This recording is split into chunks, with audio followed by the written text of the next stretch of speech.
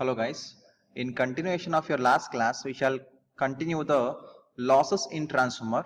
Like I said in the last class, there exist two types of losses mainly. One is constant loss, other one is variable loss. Constant loss includes core loss or iron losses, whereas variable loss includes copper loss. Okay. So core loss or iron losses are always constant irrespective of load you connect. Either you connect small load or large load, or even if you don't connect load at all, the core or iron losses will be always constant. They will never vary. Okay, for a given voltage as well as frequency. Okay, in your frequency are maintaining constant, so we are believing that core or iron losses are constant. Coming to the copper losses are also called as I square R losses, and it directly depends on the load you connect. Depending upon the load you connect, whether small or large, copper losses will appear. Okay, so core or iron losses are further classified into hysteresis loss as well as eddy current loss. So what hysteresis loss? Hope you have studied in your physics and all, hysteresis and all. So hysteresis loss is given by the formula, characterized by the formula KH Bm raised to 1.67 F into V, where KH is hysteresis constant, Bm is the maximum flux density, F is frequency, and V is the volume of the core of your transformer. So if you want to calculate the hysteresis loss, then you have to use this formula. Okay. And again, if you want to reduce this hysteresis loss to some extent, then you should use high grade silicon steel material to build the core of your transformer. Okay. So if you use high grade silicon steel, then what happens? Hysteresis loss can be reduced. You can't make it zero, but you can reduce. Now coming to the eddy current loss. The eddy current loss is given by very similar to this, but a little bit there is change in the formula, but the format and all it is all same.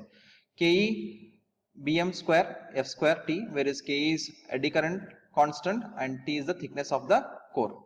Okay, if you want to calculate this means you should use this formula. Just these are direct formulas. Please do remember these two. Okay, and again, if you want to reduce the eddy current losses, then you have to use thin lamination. I told no, core is made up of thin lamination silicon grade steel and all. So lamination should be thin as possible. Okay, if I use thin laminations and all, then what happens? I can able to reduce the eddy current loss to some extent. Okay, iron losses is represented by the letter P suffix I, where I represents iron losses. P is the loss in watts. Okay, anyhow it is constant, where iron loss will be in terms of watts itself. Okay, iron losses of transformer, it is constant. Okay, and again this loss is occurring in the core. Remember this. Okay, now coming to the copper loss. Copper loss, like I said, it is represented in the form of what? I square into R. And again remember, copper loss occurs in the windings, primary winding as well as secondary winding. So if I add those two means I will get the total copper loss of your transformer. Okay, if I have only one copper loss means if I refer only to the primary side, then I should be able to consider copper loss occurring in the primary winding, not the secondary winding. Okay, since if I want to calculate copper loss of both, then I have to add those two. Okay, add those two. As you can see here, total copper loss is given by I square R. So if I refer to the primary, the formula will be I square 1 R1E. Okay, it is R1 is what? Equivalent resistance referred to the primary. Now coming to the, if I want to refer to the secondary means, we know that in the secondary current, I2 will be the current, secondary current. So it will be I2 square into R2E. Okay, if I want to refer to the primary means, all suffixes will be what? There will be 1. If I want to refer to the secondary, then suffixes will be 2. Okay.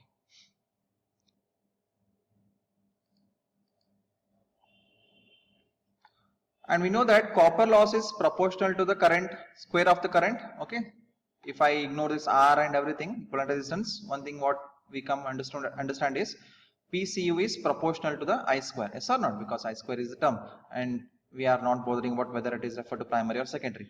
And if I square this, then obviously if I square means KVA square will be also there, because I is proportional to KVA, because KVA equal to V into I. Yes or not? Okay, anyhow 1000 and all, but general formula we know that KVA or VA something, but what it is? V into I. If I square this, then obviously KVA gets squared. So PCU is proportional to I square, proportional to KVA square. Okay. Say, let us say we are applying fractional load, means we are not applying full load. we are applying part of the load or some of the load to the secondary side of the transformer. Then the formula, this will become like this. That is PCU fractional load, means the copper loss due to the fractional load will be equivalent to N square times of PCU full load.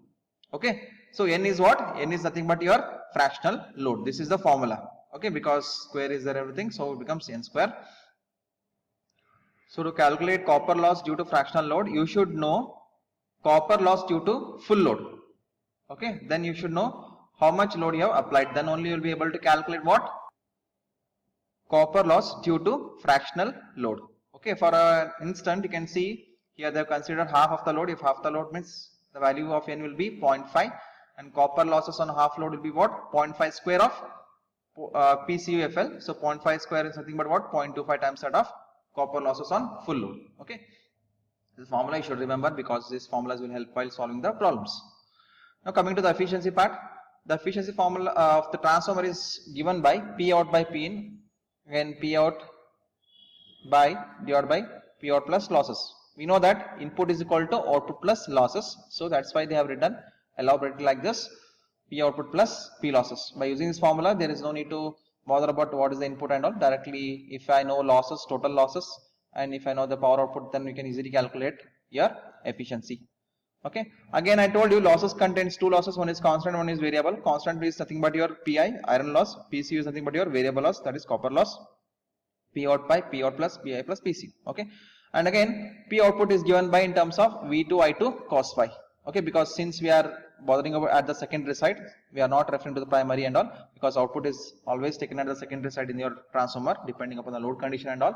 So the output power is given by what? V2I2 cos phi, and cos phi is nothing but what? Your load power factor. Like I said, transformer always has certain power factor, it doesn't run at power factor 1. Okay, so power factor matters here, that's why the reason kV comes into picture. Okay, now substitute in this formula in this earlier formula. So P out will be V2I2 cos phi and P out will be V2I2 cos phi plus PI plus PCU into 100. And anyhow, what about V2 and I2? V2 and I2 is nothing but what? It is your VA rating or KVA rating or MVA rating of your transformer. Okay, so it is that. So this will be given in the problem itself, what is the KVA and all. So in that case you have to write in terms of VA. Okay, VA rating of your transformer. I told no, this and this will be always same. KVA always remains same for primary as well as secondary. Just you substitute over here, and as well as power factor and iron loss as well as copper loss, then we will be able to calculate the commercial efficiency of the transformer. Now coming to this formula holds good only when full load is applied to that particular transformer. Now my question is whether the formula will remain same even if I apply some half of the load or some 3/4 of the load or 2/3 of the load. Yes, whether this formula remains same? Yes, it doesn't, it will change slightly. Let us see how is that. You can see that on fractional load we have a formula here, N, and anyhow it is not having any SI unit and all. N is nothing but what? Actual load by full load. Okay, this is the formula you need to remember. Okay, and again anyhow for this what happens, new load current I2 will come because it is N times of I2 full load. So similarly if this will change, then what happens? This will also change. Yes or not? I2 will become N times of I2 full load, and V2I2 will become what? N times of V2I2 on fractional load. Yes or not? And VA rating will be N times of VA rating. And what about this copper loss, PCU and fractional load? Like already we have learned this. Yes or not? Already we have learned PCU fractional load is equal to N square times of PCU full load, because whatever we are calculating now, it is with respect to the full load. So full load come into picture, I2 full load and V2I2, that is your VA rating. Obviously it will be at the full load itself, because whatever the ratings are given by the manufacturer, it is at the full load itself. So PCU. So VA has done cos phi, and you don't need to bother about power factor, that remains constant irrespective of whether okay, depending upon the load condition and all, that will be varying. Sometimes if we connect a leading load or lagging load or resistor load and all, power factor varies. That depends on the problem and all and the load condition. Since we have done surgery with VA rating and this as well as PC, what about PI? Do we need to multiply like N square to this PI? No. Why? Because iron loss is always constant. I told you before. Yes or not? Iron loss will always remain constant irrespective of the load you connect. Either you connect partial, full or no load, doesn't matter. PI remains as PI itself throughout. the operation. Okay, so there is no need to multiply n square or something to this, only n square to be multiplied to this PCU full load, and n you have to multiply this VA as well as n to be multiplied to this VA rating. Okay, now the efficiency formula will become like this, like I said you, n times of VA rating cos phi, n times of VA rating cos phi plus PI. Like I said, there is no need to multiply n square to this. PI will remain always constant. It is not depending upon the load condition. Okay, but PCU, that is copper loss, will be always depending upon your load condition. So I need to multiply n square. Okay, and again you can use this formula for any, whether it is full load or half load or anything. For full load, again you can just see n will be 1, yes or no. N is nothing but 100% of the load. Full load I am doing means what is n will be equal to 1. Substitute 1 here, again I will get the same formula back.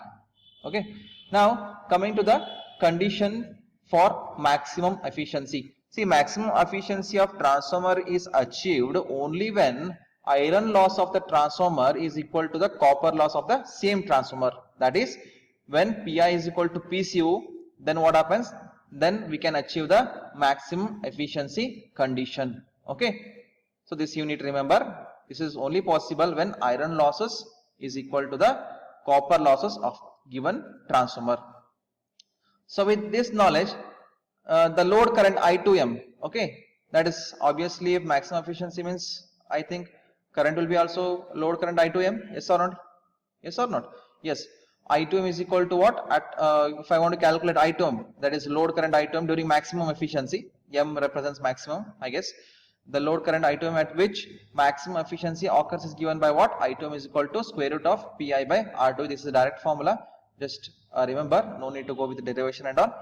Okay. And again, this is the formula which I can also represent in this fashion. I2M is equal to I2 times of full load square root of into square root of Pi by PCUFL. So what is the change in this and this? If I don't know any equivalent resistance referred to the secondary and all, if I know full load copper loss as well as iron loss, and if I know the full load current, then I can easily calculate the current at the maximum efficiency. That is load current at the maximum efficiency. Okay.